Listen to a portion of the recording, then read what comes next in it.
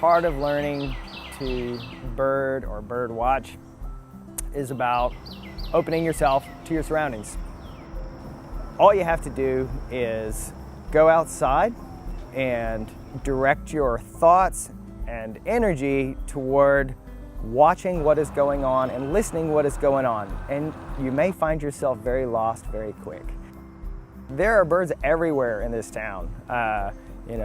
Be they the house sparrows or mourning doves, blue jays, cardinals. These are things that you can say, all right, I can learn to use a binocular with my common birds. I want to share a trick, and it is about how to get on this fast-flying bird that's hopping around in the trees. We can see it, we can see the action in the foliage, but the transition from seeing it and getting your binocular on it is quite tough. So here it is. With your binocular down, watch for movement. And when you see something, don't take your eyes off of it. Stay on the bird. And then without taking your eyes off the bird, stick your binocular in front and focus in on the bird. If you do that, you're way ahead. And that is the #1 tip to get people to the next level.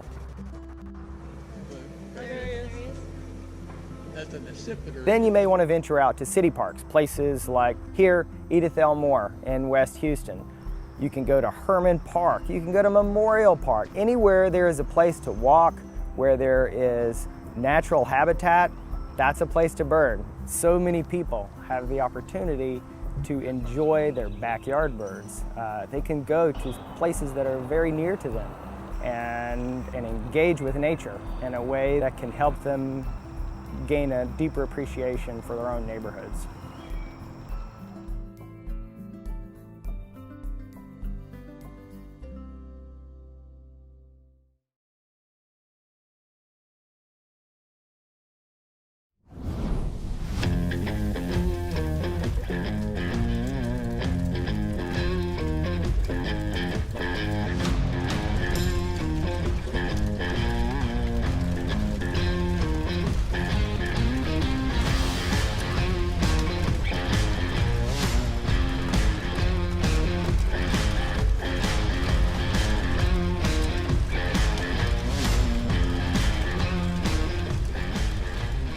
It's an exciting job. It's not a get-rich job, but you gotta love what you're doing, and you do it for the planet and the people and whatnot. And you're actually giving back, and you're promoting. So it's a good feeling. Been here ever since, and I love it. It was just something that captivated my attention, something I wanted to do. Went to school, and then from forestry, I kind of fell into fire management and how fire management as a whole helps with forest health and growth. With urban firefighting, we define it kind of like it's two things. We have structure firefighters that are mostly in the city. They work to help with actually burning buildings. And then we have the waterland firefighting in more rural communities, doing timber fires, brush fires, that kind of thing. People moving in from the cities want to be in the country. So now that you've got this urban sprawl that's in here now, that you've got colleges, you've got hospitals, subdivisions. Usually what I tell people about the Jones State Forest, if you look at it from the air, it kind of reminds me of Central Park. And that's kind of how we are here. You've got so much around us that you have to be careful, but we have to have controlled burns on the forest itself to maintain that understory. It's also good for the wildlife. We also have on the Jones here, the red cockaded woodpecker. It's an endangered species. The RCW needs a park-like setting, so we have to maintain with cool burns to mitigate that and get it out again. With any controlled burn or prescribed fire, we start off with an actual briefing. That briefing is conducted by the burn boss, where we look at the weather, we look at the terrain, we look at what kind of size compartments as well as what hazards we're doing. So everybody's kind of on the same page of what we're doing. And the next process is coming out here and actually lighting the fire. Starting the baseline. What we do is we run strips. We run guys through the woods with drip torches, and you have to maintain communications and actual visual on the guy that's in front of you, because you don't want to overpass him, because what you'll do is you'll get him caught in between two fires. In some of these fuels, going back to like the grass fuel that's here, we know that it burns quick and it burns hot.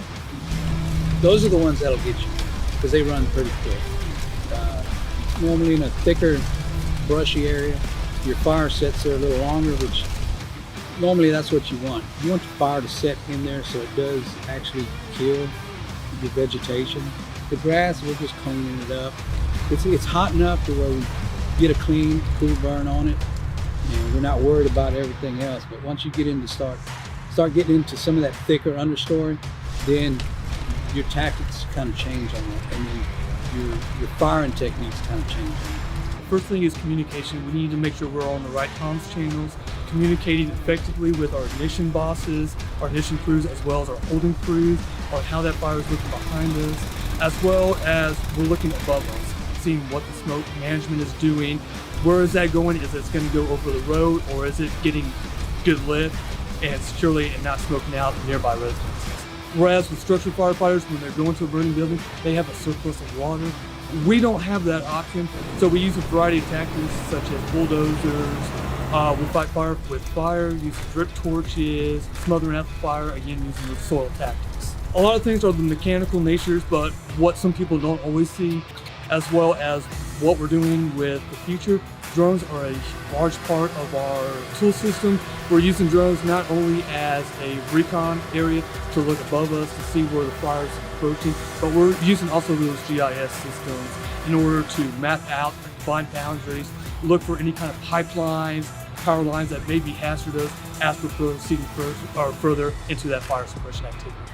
You know, like federal, they can burn thousands of acres in a day because they do it with a helicopter and whatnot, and they don't have the people surrounding them like we do here.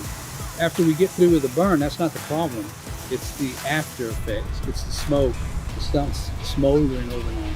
We have to make sure that all those smokes are out before we leave it. After the burn itself, we all get together. Everybody's still here, and we do an after-action review. Everybody, it's in a round table, and we go over certain questions that, you know, what did we do? What did we accomplish? Is there anything that we can do better next time? So everybody gets the training, everybody gets to speak up to what happened. You know, did everything actually work? When we first briefed, did it actually go as planned? It's a learning process. We do that on every burn.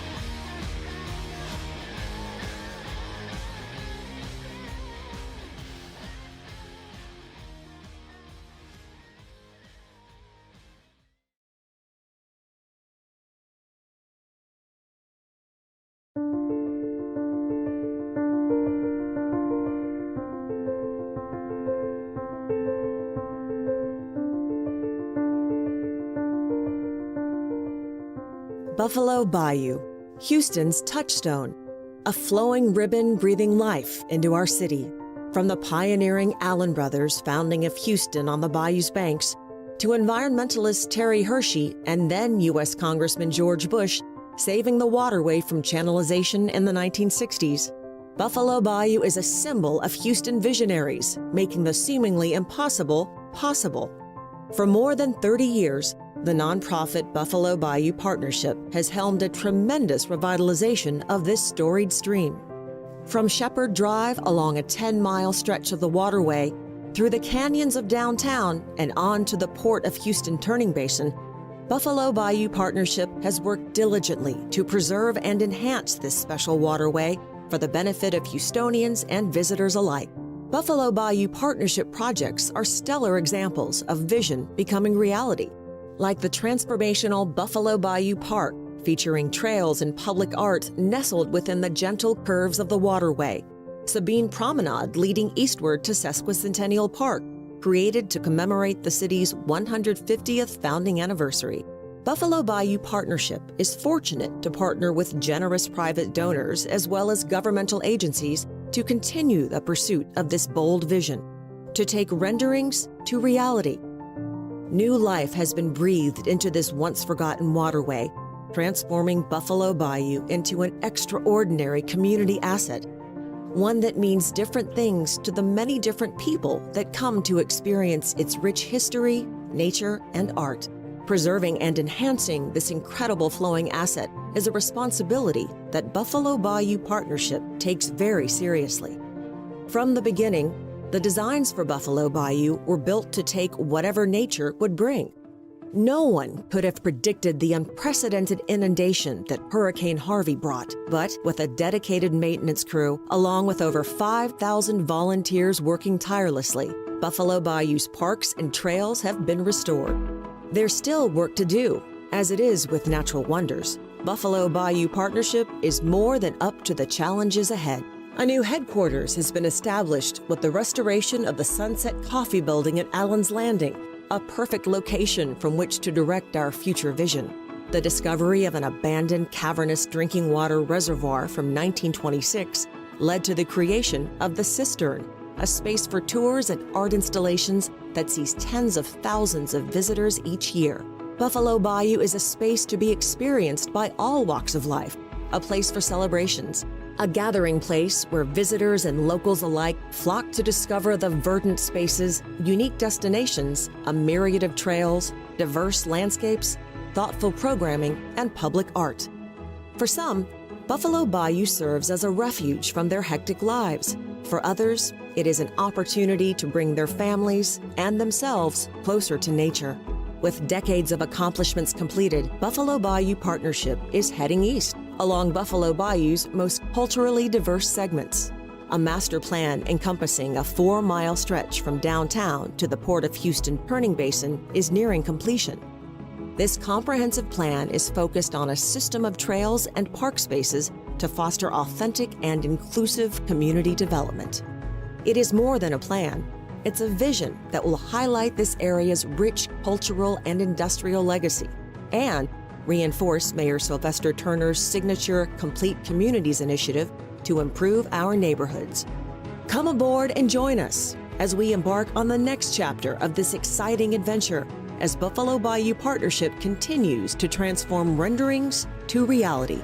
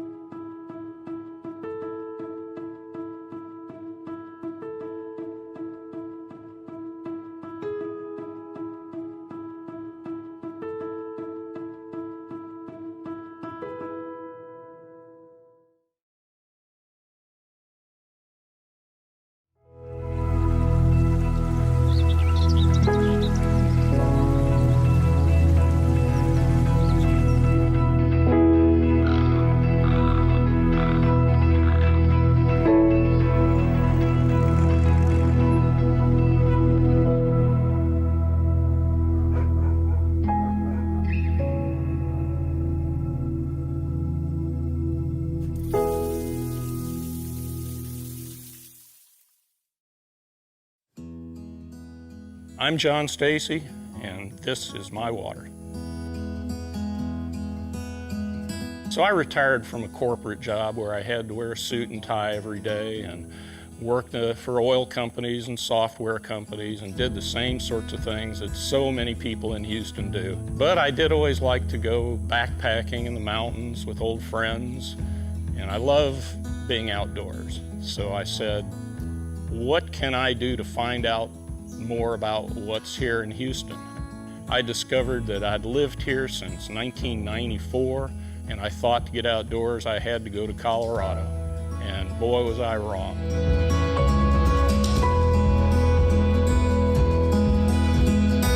By working with the Bayou Land Conservancy, I get outdoors, I get to see really cool things. I've learned a ton about nature, learned a ton about people. We go out and build the nature trail, we keep it functional. It's 14 miles long, and people love it. They can get down in the woods, hike it, bike it, walk it. There's so much to do outdoors. I wish more people would get out.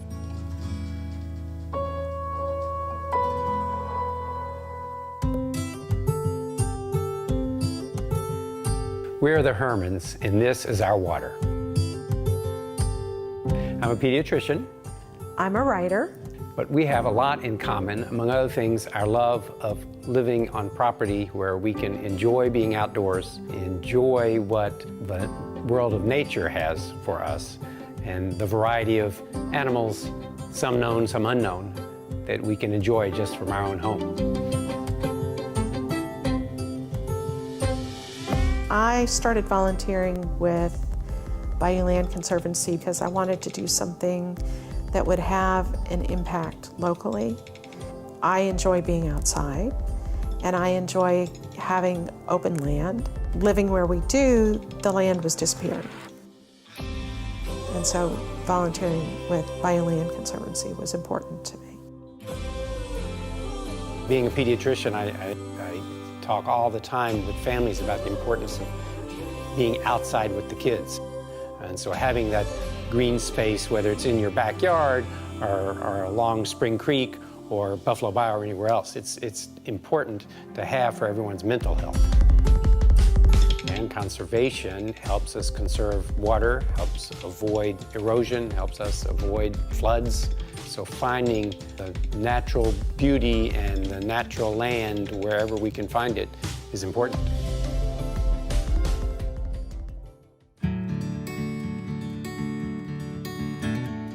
Hi, we're the Locke family, and this is our water.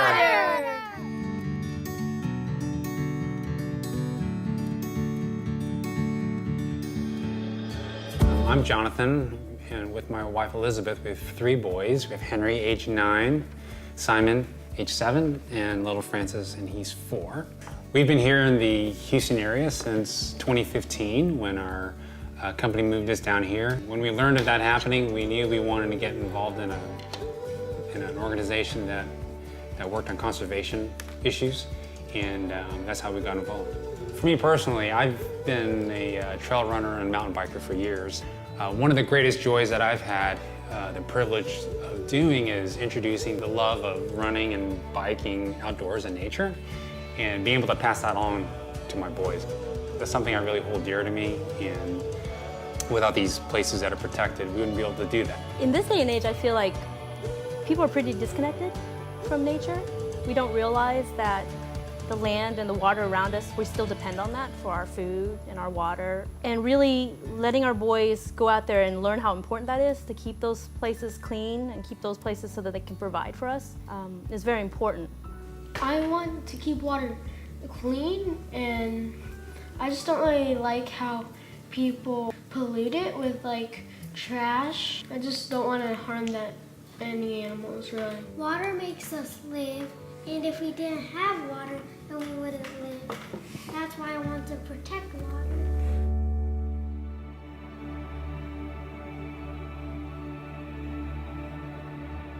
The legacy that I want to leave is to have the awareness of the benefits of nature. It's so important to get outside and to surround yourself with nature.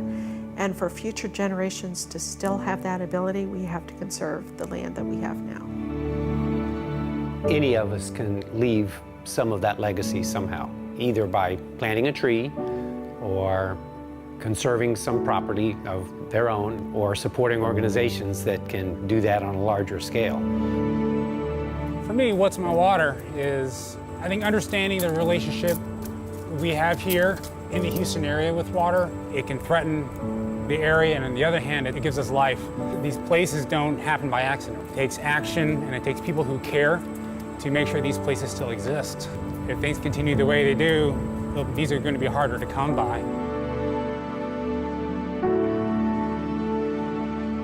Humans are part of the environment. We don't go visit the world. We are part of the world. And when we get out in nature, we reconnect. It's good for our mental health. It's good for our society. You do what you can, where you are, with what you got. And if we all just do a little bit, do what we can, together we are going to save the planet.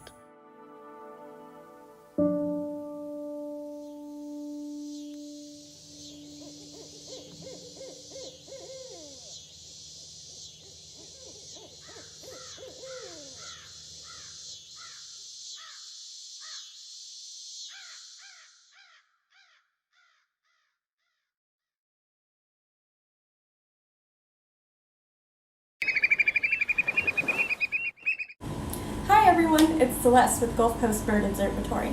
Today I'm going to be telling you about one of our ongoing research projects. It's the American Oyster Catcher Study, which our Director of Conservation Research, Susan Heath, has been working on for 10 years. In this study, Dr. Heath investigates the western Gulf population of American oyster catchers. The American oyster catcher is a bird species of high concern. Through this study, we've learned a lot about the life history of Gulf Coast oyster catchers. We've discovered that the western Gulf oyster catchers prefer to nest on bay islands. Because of this, they are subject to overwash, predation, and human disturbance. These and other factors put pressure on the struggling oyster catcher population. To get an idea of what this research actually consists of, I joined Dr. Heath on a visit to some of her research sites. I headed out on GCBO's own boat along with our intern Morgan, coastal biologist Taylor, and of course, Dr. Heath. American oyster catchers like to hang out on these bay reefs made out of oyster shells. There are many different factors in Dr. Heath's study, and one of them is water levels.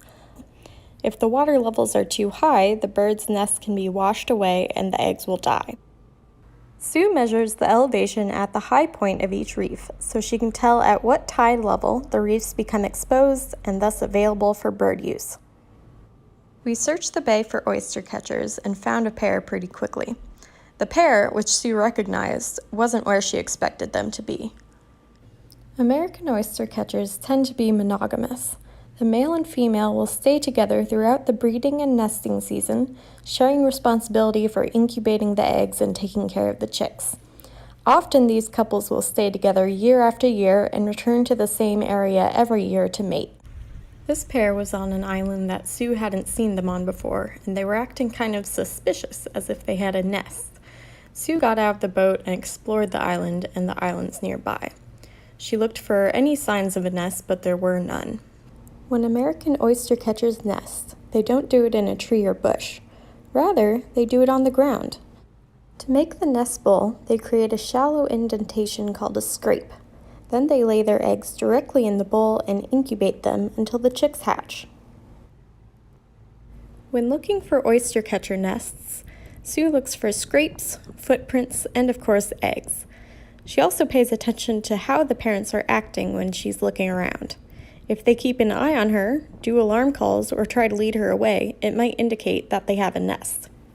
To keep track of the oyster catchers, Dr. Heath bands them. Without bands, it would be impossible to keep track of which bird was which over the course of 10 years and thousands of miles. Dr. Heath bands her birds with metal bands and maroon-colored bands with white letters and numbers. The letters on the bands are big enough to see with binoculars, so we can avoid getting close and bothering the birds when we study them. Sue's birds are tagged with either 2-letter or 3-letter codes. For the 2-letter code, you can read it by starting with the underlined letter on the left and reading to the right. So this code is L5 and not 5L. For the 3-letter codes, you can start by reading the letter on top, followed by the letter on the bottom to the left and then to the right. So this one is W1Y. Each code is repeated twice on the band. And for Sue's project, the bands are the same on both legs.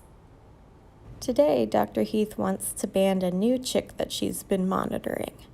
We caught the chick and brought it back to the boat to band it. I got to hold the chick as Sue banded it and measured the bill length, wing length, weight, and other measurements. Taking these measurements is important for keeping track of the health of the bird. Then Sue took the chick back to its island and let it go. We hurried away so as not to bother them further, and the chick ran off to its parents. The next day, we headed out into another study area, East Matagorda Bay. We saw a lot more wildlife in this bay, including a dolphin, brown pelicans, roseate spoonbills, and even a magnificent frigate bird. It was a fun safari for me, but for the American oyster catchers, having so many neighbors can be problematic. Oyster catchers are territorial, but with nesting habitat so hard to come by, sometimes they find themselves on islands with other nesting shorebirds or water birds. This puts more strain on the oyster catchers to find sufficient food, habitat, and other resources. Some water birds can even predate the oyster catchers' chicks and eggs. These laughing gulls, for example, are prolific predators. We ended up finding a new oyster catcher nest. Sue notes the number of eggs, how the parents are acting, and even what substrate the nest is on. She also takes a GPS point so she can find the nest again. Dr. Sue has analyzed all of the data that she's collected over 10 years. She can now say with certainty that American oyster catchers who nest on the mainland are usually unsuccessful. There are too many predators and other dangers, and the eggs and chicks don't often make it to adulthood. American oyster catchers who nest on bay islands have far better luck. But if the island is too big, they often have to share their space with colonies of laughing gulls. These gulls eat the oyster catcher chicks and eggs, so those nests don't generally make it either. The most successful nests were found on bay islands that were too small for laughing gull colonies, but big enough that they weren't washed over by waves during a storm. That's a very specific nesting habitat. This is crucial information for those who want to help these birds. In order to create more nesting habitat, we need to build up more small bay islands. Without Dr. Sue's research, we would have never known how to save this population of American oyster catchers. Thanks, Dr. Sue! Now that the study has been going on for many years, there are over 350 banded American oyster catchers in Texas. If you see one and know what the code says, please report it to Dr. Sue at sheath@gcbo.org. If you can get a photo of the code, that would be even better. We really appreciate your support. Eureka! Oh, yeah. There was a sense of accomplishment when the Flower Gardens was finally designated as a National Marine Sanctuary. Yeah, Eureka. It's done. Well, it wasn't ever done. It's not done yet.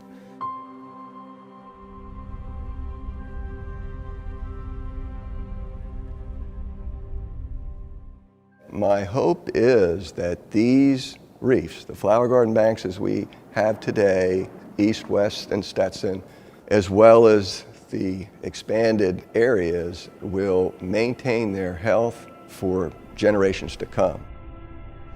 I think in any situation where you have one of the only ones, you should take care of it.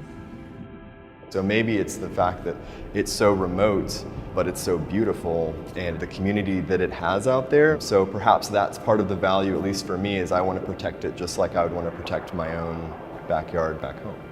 NOAA's Flower Garden Banks National Marine Sanctuary protects some of the healthiest coral reefs in the world. The sanctuary is proposing to expand its boundaries to protect 14 more reefs and banks off the coasts of Texas and Louisiana. This proposal builds on more than 30 years of research and reports calling for protection of these nationally significant areas. The expansion would add 104 square miles of critically important habitats to the sanctuary. They include deep coral communities, unique geological features, expansive zones of algal nodules, and countless species, including some of the icons of recreational and commercial fishing. Together, these habitats serve as reservoirs of abundance and diversity, and engines of sustainability for the Gulf of Mexico. In the 1970s and 80s, scientists and community members called for protection of the 3 banks that currently make up Flower Garden Bank's National Marine Sanctuary. Today, local communities have called for further protection of the economic and ecological resources that will ensure a productive and resilient Gulf of Mexico for years to come. The coral cover at the flower gardens is greater now than it was when we were studying them back in the 70s and 80s. So these reefs are special because they remain healthy. That's a good sign. That means these reefs are hanging in there. And we need the reefs that'll hang in there because a lot of reefs worldwide are not. The habitats that are supported largely by both corals and algal reef builders are indeed resources that we need to protect for the benefit of all the stakeholders. These terraces covered by algal nodules, which cover many of the banks to be included in the expansion, are possibly of higher diversity in terms of the numbers of species than the coral reef itself. The proposed sanctuary expansion is the culmination of years of work by a variety of people, and is supported strongly by the public and by a number of our partners that we've worked with over the years. Expansion of the sanctuary will add to the ability to protect important areas, to provide for the resilience of communities, and to sustain important economies in the Gulf of Mexico that are dependent on the health of these natural resources. I've been told it's one of the most pristine environments in the world. When these scientists tell me that, I believe that. The reason why it's so critical that we get this expansion and we increase these banks is because the science has shown that these banks are unique and they're a critical part of the ecosystem. There is evidence that shows that protecting these additional areas deserve merit. These resources belong to all Americans, not just the people that live on the Texas coast or the Florida coast. The sanctuaries belong to all Americans, and they need to go see these places. They're quite amazing. I believe in the mission and believe in protecting the resources for generation to come. And what I'm hoping is this boundary expansion is going to cause millions of other people, both children and adults, to learn about these wonders and treasures of the offshore Gulf of Mexico that have been there, but are just big secrets. And there are secrets, but they're not going to be anymore because we're going to bring it to the public.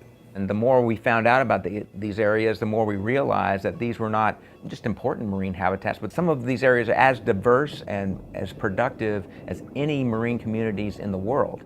This is your Gulf of Mexico. We look forward to continuing work with our community partners to ensure a productive and resilient Gulf of Mexico for years to come.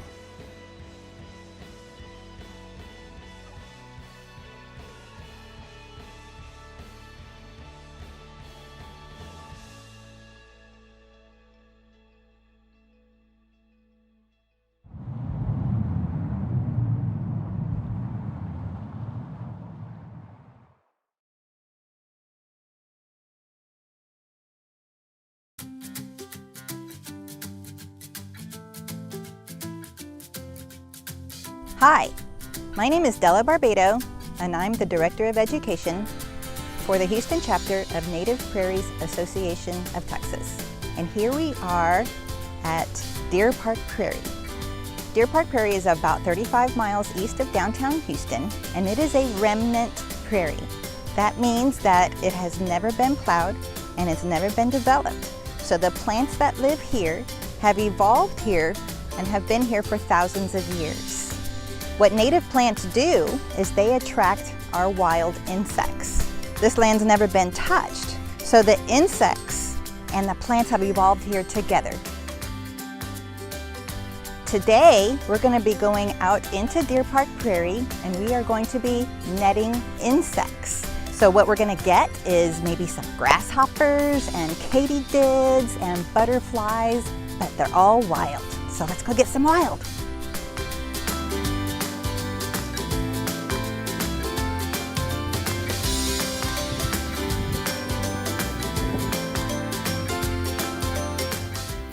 Nymph. Still got a little bit of growing to do. They're very similar to grasshoppers. You can see their legs are much wirier and longer.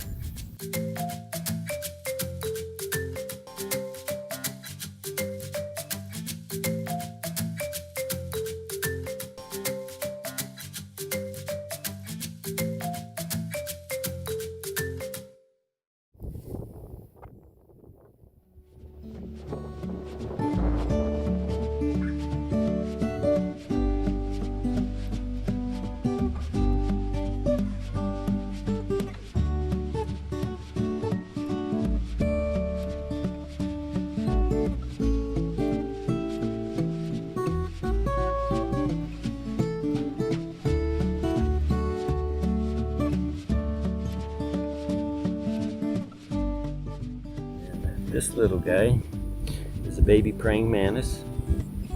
Praying mantis have the front two legs that look like they're praying when they hold them up close, and that's what they use to grab insects.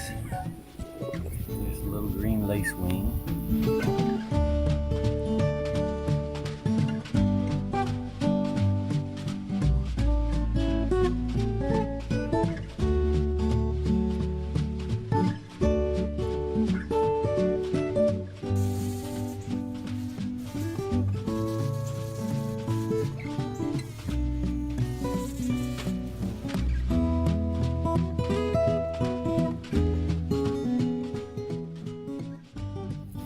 Most native bees are solitary. The bumblebees, they will nest in the ground, more in a colony. But most of our native bees are potter wasps, leaf cutters. All those are solitary. And usually you can get close and not get stung. They're too busy doing their bee thing. But if you get too close to a honeybee hive, then you get stung. They swarm. So they only are protecting their young.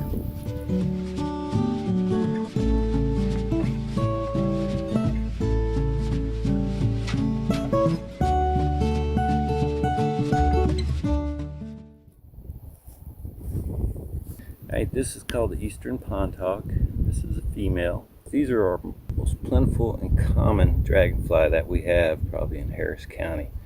Dragonflies are voracious hunters, both in the larva stage, which live in the water, and also as the adult stage. You can see the jaws, you can see it biting, and even as larvae, they are very predacious. They have a lower jaw that can extend about a third of their body in a millisecond and catch little fish and little bugs underwater. You can see their legs have little spines on them, and as they fly, they can make like a little basket with their legs and catch bugs in the air. The eyes will almost touch and make up just about most of the head, whereas damselflies, which are kin to dragonflies, their eyes are on the ends and they never touch or come close. Like I say, this is a female eastern pond hawk. You can tell that because she's green and because of her ovipositor at the end of her abdomen. The males start out green and then turn blue. And once again, what makes an insect, we've got a head, a thorax, and that's where all the legs attach, and then the abdomen. And this is a little male blue dasher.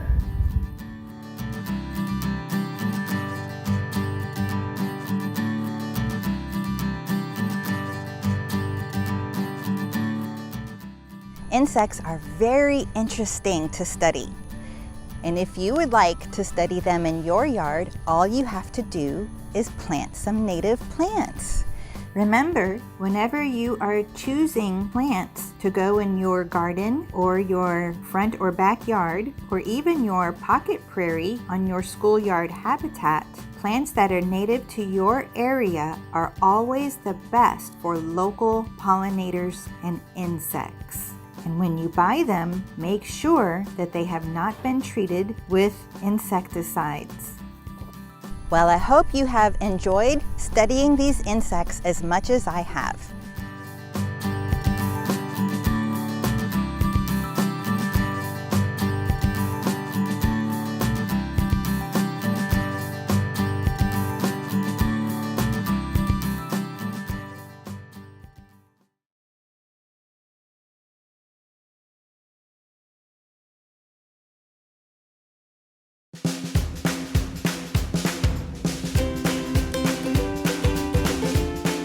Hi, I'm Carol with Urban Harvest in Houston, Texas, and welcome to our series, the Urban Harvest Short Guide to Edible Gardens. For the past 25 years, we have helped to cultivate thriving communities through gardening and access to healthy local food. In this short 5-part series, we are going to share our gardening knowledge to help you start a successful edible garden. There are 5 videos in the series: site selection, soil and compost, plant propagation, fertilizing, and watering. In each step, we will give you the basic steps to help get your garden growing. Some of you may be watching from outside Houston, so it's important for you to know that the choices we are making are influenced by our semi-tropical climate. While not all of the information may apply, the techniques are the same. Contact your local nursery or Extension County office to get more specific growing advice for your area. Please visit our garden advice page on our website. There is a ton of information at your fingertips, including our seasonal planting guides. Also, find out resources in your area. For example, community gardens can be found all around Houston. Finally, take your time. Gardening is easy, but it does require a little patience and attention. So let's dig in.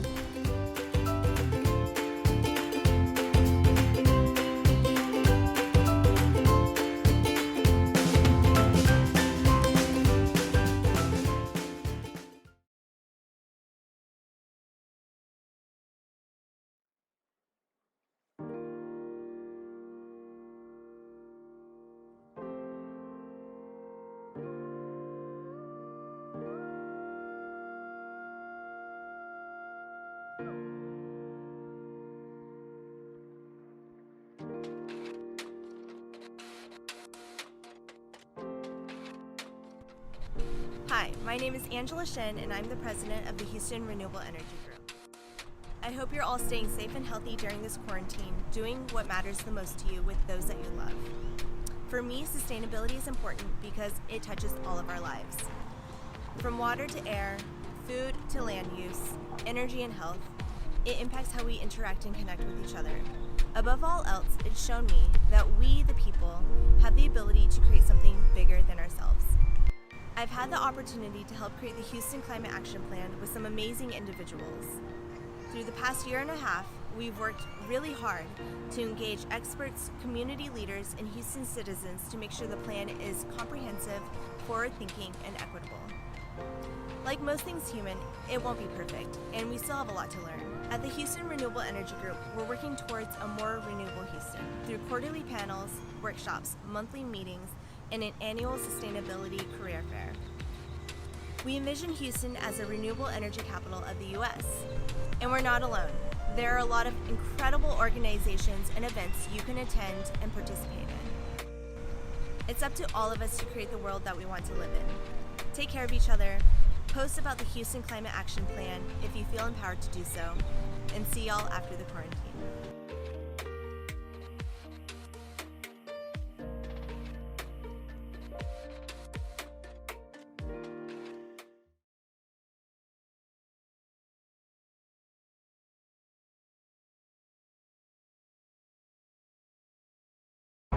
Hi, welcome to the Houston Arboretum and Nature Center. I'm Patty Bonin, a senior naturalist here on staff, and today I want to take you on a little preview of one of our habitat hikes. We do have 5 habitat hikes available on our website, free to the public.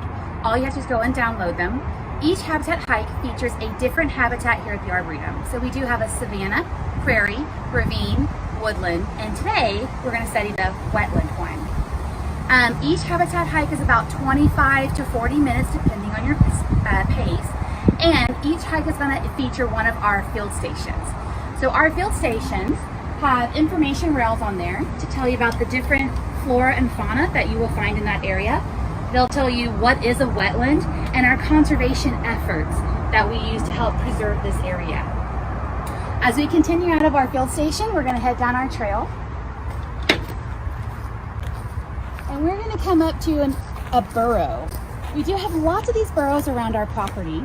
And the animal that lives in this burrow has a hard shell, a long pointy nose and claws that it uses to dig in the ground for insects, and is our Texas state mammal.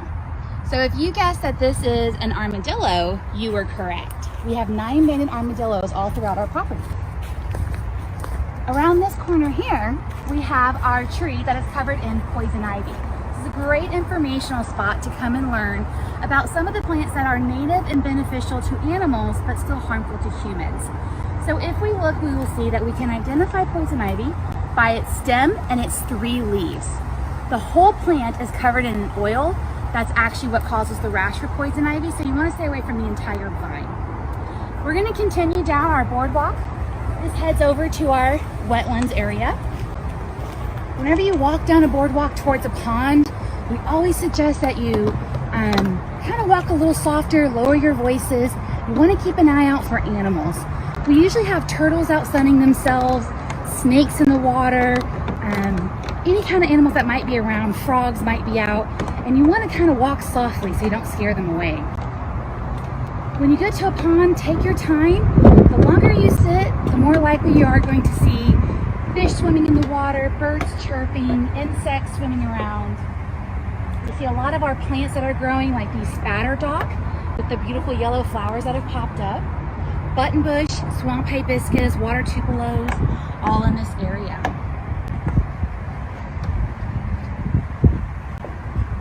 So thank you so much for joining us. Please visit our website for more information on our habitat hikes and all of our visitor policies, including our hours and parking information. HoustonArboretum.org. Thank you so much, and we'll see you on the trails.